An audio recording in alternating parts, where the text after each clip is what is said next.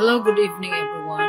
Welcome to our bedtime devotional progress. Today is Thursday, November 14, 2024. And God is good all the time. And all the time, God is good. So, ang atong topic karon is about the joyful life. So, ang word na adiri sa Philippians chapter 4, verse 4 na nag-ingon, always be full of joy in the Lord. I say it again, rejoice. So let us pray. Father God in heaven, Lord, we glorify your name. Ikaw ang Ginoo, Lord God, sa mong kinabuhi. Maghari ka, Lord. Parang orasa, Lord, ang mga is halad kining panahon, Lord God, para sa paghimaya sa ngalan, pinaagi sa pagtuon sa imong pulong. Lord, ikaw magpanalangin ni ini, Lord God. Kabangan kami, Lord God, magkaton kung kami sa imong ulang Espiritu, Lord God, giyahi kami, Lord God, sa imong pagkamatarong, abli ang mga kasing-kasing, huna-huna, mga sama ni Kristo, Lord God, ang andam sa iyong pagbalik din sa kalibutan. Lord, wala ang nahimong wala ikaw ang Ginoo, Lord God, ng mamuhat sa mga tausa, Lord God. Sa mga maminaw, Lord God, ikaw ang Ginoo, Lord God, mo ay makapatubo sa mga sa pagtuo, Lord God. Mas mulalong pa ang pagtuo diha. Lord, ang isalig kini nga panahon, Lord God. Ang tanang doong himayag mga pagdayeg sa kanimo lamang, Lord. Dalaygon ka, Lord, sa way katapusan sa ngalan ni Jesus. Amen. So, again, always be full of joy in the Lord. Again, I say it again, rejoice. Rejoice. So, be joyful. So, a man named C.S. Lewis once said, joy is the serious business of heaven. And he was right. God seriously wants you to be a seriously joyful person. So, kung kanibitang sa pulong sa Ginoo, kung giibalik bitaw ni kapila, especially katong ningon ni Jesus is, kung ibalik niya siya kapila, it's very important. Gina siya nga. One way that you can have a more joyful life is by learning how to become a more obedient person. When you do, you'll stay out of trouble and you'll have lots more time for fun. So here's a way to be more joyful, happy person. Do the right thing. It's the best way to live. So, joy, unsa man ning joy? Joy is different from happiness. Kaya ang happiness, it depends on happenings. So, joy does not depend on circumstances. It's depend on Christ, of who God is. So, our joy is in Christ. So, Jesus Christ is the source of our joy. Source. So, magmalipayon ta despite itong mga challenges, trials itong kinabuhi. So, joy. Kani nga joy is one of the fruit of the Holy Spirit. Kung tinuod ang ato ang pagtuo diha sa Ginoo, mao kini nga mag-produce kini og joy. So, kalipay. Kalipay nga, maski karaos sa nalipay ka, naay contentment, kaning joy, nani siya contentment sa itong kinabuhi. So, let's focus on Christ, not circumstances. So kung mahimo ta nga joyful ang ato ang kinabuhi, kung ang ato ang focus is na sa Ginoo, dili sa mga butang dili sa kalibutan. So, apil na pud ang kanang kalipay, ang pagkamapasalamaton. So, naay kalipay sa kung grateful ta sa Ginoo. So, ang joy, ang pagkamalipayon is not an emotion. It's a decision. So, parehara gud nga mapasalamaton ta, it's also a decision. So, decide to be joyful, decide to be grateful, decide to be thankful, and also decide to be prayerful. And also, let's share the joy we have, that we receive from God to other people, so that they will know the true God that we trust. So kanunay ta nga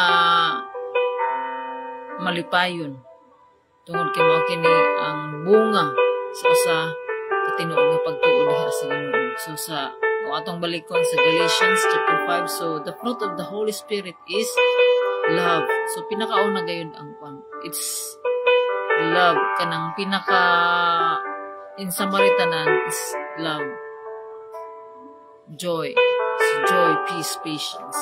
So kani nga mga fruit of the Holy Spirit, mao ni siya ang mga ebidensya sa ato ang tinuod nga pagtuo sa Ginoo. So kung naa kaani nga mga kinaiya, so God will be happy. O kung wala pa kaani, so mga itagtabang sa Ginoo.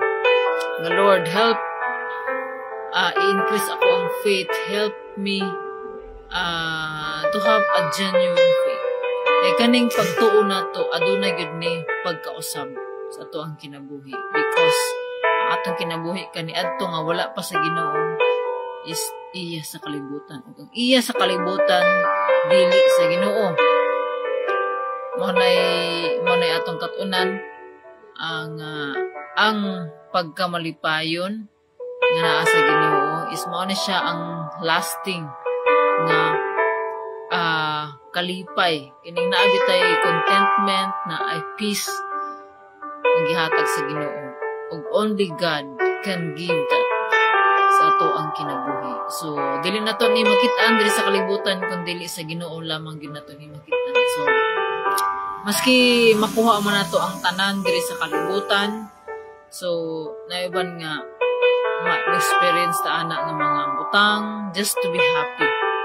But remember that happiness depends on happiness. So kung unsa ang happiness just a temporary nga gihatag diri sa kalibutan.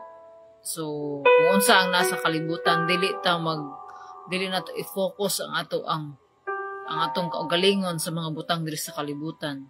So let's focus on what God wants us to do while we are here on earth. So let's focus kung unsa ang gipabuhat sa Ginoo. Let's focus on how to be a genuine Christian, to have a genuine faith. So dili nato ni mahimo kung walay tabang sa Ginoo. So ang pagtuo nagagikan kini sa pagpaminaw sa ihang pulong. Ug mao kini atong i-cultivate, atong patubuon pinaagi sa ato ang mahimutang obedient, mahimutang pinaagi sa paghimo sa insakto. Do the right thing and be obedient. So mo gini siya, obedience really matters. So ang atong pag-obey diha sa pulong, mao na siya usa sa paghambol sa tuwang kaugalingon. So dili ta mo-obey sa Ginoo kung dili nato ipaubos sa tuwang kaugalingon. So dili ta mao ni nga ang Ginoo atong gialaw ang Ginoo sa tuwang kinabuhi. So God will humble us down. Atong ipaubos ang atong kaugalingon diha sa Ginoo aron siya makalihok ug mulambo ta sa ato ang pagtuo diha sa Ginoo aron makabaton ta og kinabuhing malipayon nga anaa ang Ginoo kanunay. So kining tanan grasya sa Ginoo. So let's again atong devotional karon. So ang Ginoo nagatudlo kanato nga mahimo tang malipayon. Dili nga kung sa atong na experience karon, we can be joyful maski naatas ato ang mga problema, because we know that we have hope na atay paglaom nga ang Ginoo andam ug mutabang ug kanuna siya nagauban kanato. So sa ato ang paglaom, sa atong pag-hope kaniya, atong ipataas atong pagdayeg diha sa Ginoo, atong pangayoon sa Ginoo nga lig-unon ta nga magmalahutay ta sa itong pagtuo, nga tabangan ta kanunay nga magmalig-on ug sa ato ang paghimo, pag-obey diha sa Ginoo. So mo na ang Ginoo ra gayud. So naa kaniya ang tanan. Siya ray makahatag sa kalipay nga atong gipangandoy sa ato ang kinabuhi. So to God be all the glory. So let us pray. Father God in heaven, Lord, we thank you, Lord God, for your word, for reminding us, Lord God, to be joyful in every way, Lord God, in everything, Lord God, in every circumstances, Lord God. Nga mahimo pud kaming malipayon, Lord God, kung unsa man ang among na-experience karon, Lord, kasi naa kami sa kahadlok. Ikaw, Lord, magatanggal ni ini, Lord God, kaya ang kahadlok dili ni kanimo. Father God, Lord, wala kami mahimo wala. Ikaw, Lord God, ikaw mag-ablis ang mga kasing-kasing, Lord God, nga madawat sa imong pulong, amo kining tipigan sa amo ang kinabuhi, Lord God. O magmatkon kami, Lord, nga pinaagi sa amo ang action, sa amo ang pag-istorya. Ikaw, Lord, nga kami makahatag og kalipay diha sa imong ngalan.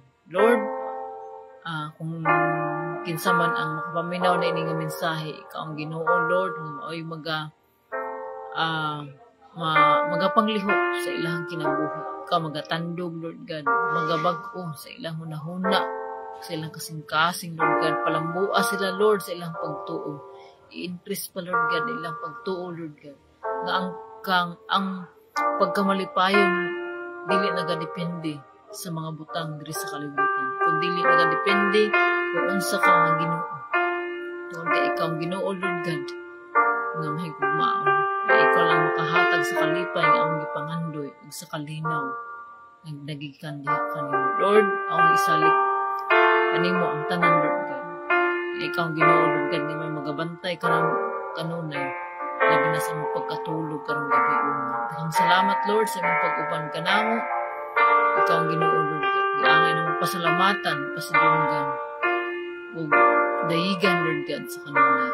Ang tanan, Lord, ang giampo sa ngalan ni Jesus. Amen o amen. So, mayong gabi, God bless, and see you tomorrow. Bye.